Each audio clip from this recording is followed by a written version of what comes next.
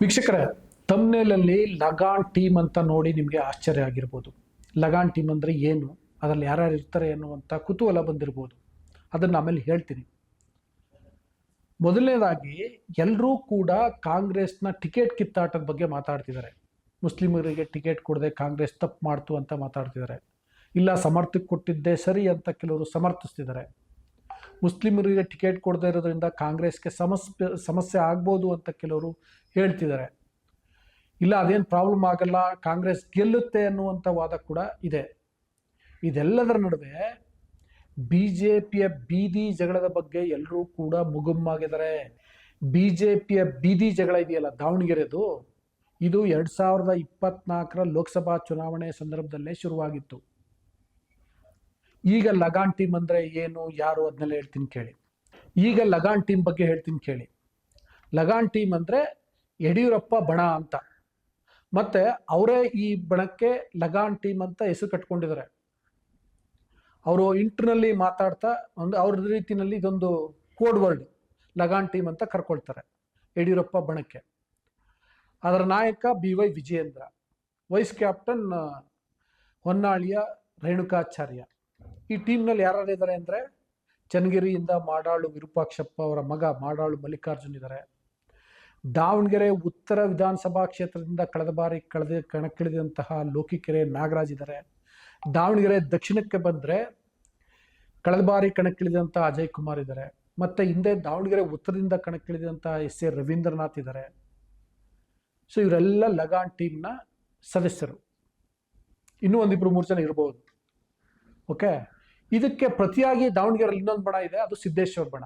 Siddeshwara ಬಣದಲ್ಲಿ Siddeshwar, BP Harish, ಮತ್ತು ರಾಜೇನಹಳ್ಳಿ ಶಿವಕುಮಾರ್ ಅಂತ, ಮತ್ತು ಈ ಬಾರಿ ಟಿಕೆಟ್ ಕೇಳಿದ್ರಲ್ಲ ಇನ್ನೊಬ್ರು ಯಶವಂತರಾವ್ ಜಾಧವ್ ಅಂತ ಅವರು, ಅದಲ್ಲದೆ ಈಗ ಟಿಕೆಟ್ ತೆಗೆದುಕೊಂಡಿದಾರಲ್ಲ BJPಯಿಂದ ಶ್ರೀನಿವಾಸ್ ದಾಸ್ಕರಿಯಪ್ಪ ಅಂತ ಅವರು, ಇವರೆಲ್ಲ ಇದ್ದಾರೆ.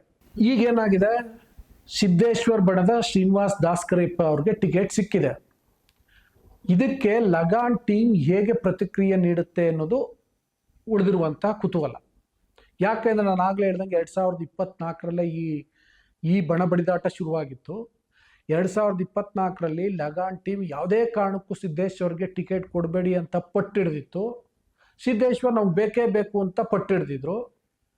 BJP ಹೈಕಮಾಂಡ್ ನಾಯಕರು ತಿಪ್ಪೆ ಸಾರಿಸ್ಬೇಕು ಅಂತ, ಓಕೆ ಸಿದ್ದೇಶ್ವರ್ ಬೇಡ, ಸಿದ್ದೇಶ್ವರ್ ಯಾಕೆಂದರೆ ಲಗಾನ್ ಟೀಮ್ ಹೇಳ್ದಂಗೆ ಸಿದ್ದೇಶ್ವರ್ಗೂ ಬೇಡ, ಮತ್ತು ಸಿದ್ದೇಶ್ವರ್ ಹೇಳೋ ರೀತಿಯಲ್ಲಿ ತಪ್ಪಿಸೋದು ಬೇಡ, ಅವ್ರ ಕುಟುಂಬಕ್ಕೆ ಯಾರಿಗಾದ್ರೂ ಕೊಡೋಣ ಅಂತೇಳಿ ಸಿದ್ದೇಶ್ವರ್ ಮಡದಿಯನ್ನು ಲಾಸ್ಟ್ ಟೈಮು ಕ್ಯಾಂಡಿಡೇಟನ್ನು ಮಾಡಿದರು.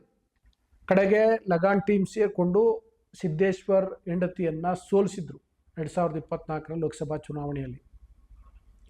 ಈಗ ಮತ್ತೆ ಸಿದ್ದೇಶ್ವರ್ ಬಣಕ್ಕೆ ಒಂದು ಯಶಸ್ವಿ ಸಿಕ್ಕಿದೆ.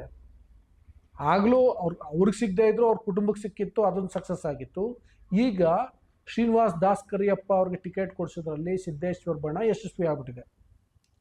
ಇದು ಬ್ಯಾಕ್ ಟು ಬ್ಯಾಕ್ ಲಗಾನ್ ಟೀಮ್ಗೆ ಆಗಿರುವಂತಹ ಹಿನ್ನಡೆ. ಅದೇ ಕಾರಣಕ್ಕೆ ಲಗಾನ್ ಟೀಮ್ ಈಗ ಏನು ಮಾಡುತ್ತೆ ಅನ್ನುವಂತಹ ಕುತೂಹಲ ನಿರ್ಮಾಣ ಆಗಿರೋದು. ಮೇಲ್ನೋಟಕ್ಕೆ ಯಾರು ವಿರೋಧ ಮಾಡ್ತಿದ್ದಾರೆ ಅಂತ ಅನ್ಸಲ್ಲ, ಆದರೆ ಒಳೊಳಗೆ ಶ್ರೀನಿವಾಸ್ ದಾಸ್ಕರಿಯಪ್ಪ ಪರವಾಗಿ BS ಯಡಿಯೂರಪ್ಪ, BY ವಿಜಯೇಂದ್ರ, ರೇಣುಕಾಚಾರ್ಯ, ಮಾಡಾಳು ಮಲ್ಲಿಕಾರ್ಜುನ್, ಅಜಯ್ ಕುಮಾರ್ ಇವರೆಲ್ಲ ಕೆಲಸ ಮಾಡ್ತಾರ ನೋಡಿ. ದಾವಣಗೆರೆಯಲ್ಲಿ ಇನ್ನೂ ಒಂದಿದೆ, S ಬ್ರಾಂಡ್, P ಬ್ರಾಂಡ್ ಅಂತ. S ಬ್ರಾಂಡ್ ಅಂದರೆ ಸಾದರ ಲಿಂಗಾಯತರು, B ಬ್ರಾಂಡ್ ಅಂದರೆ ಬಣಜಿಗ ಲಿಂಗಾಯತರು, P ಬ್ರಾಂಡ್ ಅಂದರೆ ಪಂಚಮಸಾಲಿ ಲಿಂಗಾಯತರು ಅಂತ. ಈಗ ಅಭ್ಯರ್ಥಿ ಆಗಿರೋರು S ಬ್ರಾಂಡ್ನ ಸಾದರ ಲಿಂಗಾಯತರಾದಂತಹ ಸಮರ್ಥ್ ಕಾಂಗ್ರೆಸ್ಸಿಂದ.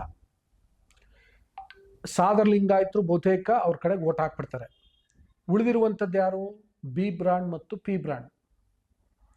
B ಬ್ರಾಂಡ್ ಅಂದರೆ ಈ ಅಜಯ್ ಕುಮಾರ್ ಅವರೆಲ್ಲ ಇದ್ದಾರಲ್ಲ, ಅವರು B ಬ್ರಾಂಡ್.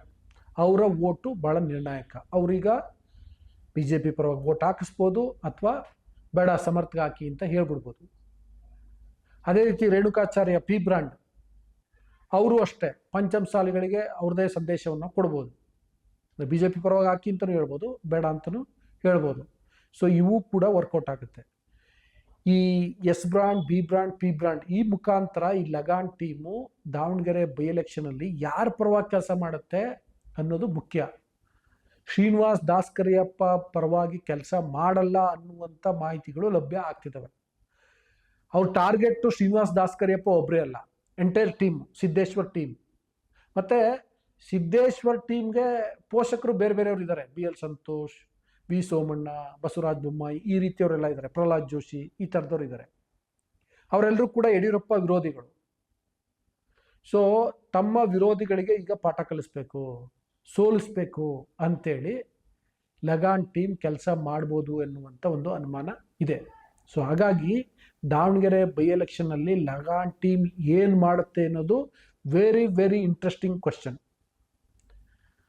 ಸೊ ಅದೇನು ಮಾಡುತ್ತೆ ಅಂತ ಗೊತ್ತಿಲ್ಲ. ಚುನಾವಣಾ ರಿಸಲ್ಟ್ ಬಂದಮೇಲೆ ಬಹುತೇಕ ಗೊತ್ತಾಗ್ಬಿಡುತ್ತೆ. ಯಾಕೆಂದರೆ ಅವರು ಸರಿಯಾಗಿ ಬಿ ಜೆ ಪಿ ಪರವಾಗಿ ಕೆಲಸ ಮಾಡಿದರೆ ಬಿ ಜೆ ಪಿ ಗೆಲ್ಲೋ ಚಾನ್ಸಸ್ ಇರುತ್ತೆ, ಇಲ್ಲ ಅಂದರೆ ಬಿ ಜೆ ಪಿ ಸೋಲುತ್ತೆ. ಆ ಥರದ್ದು ಅನುಮಾನ ಅಂತೂ ಇದೆ.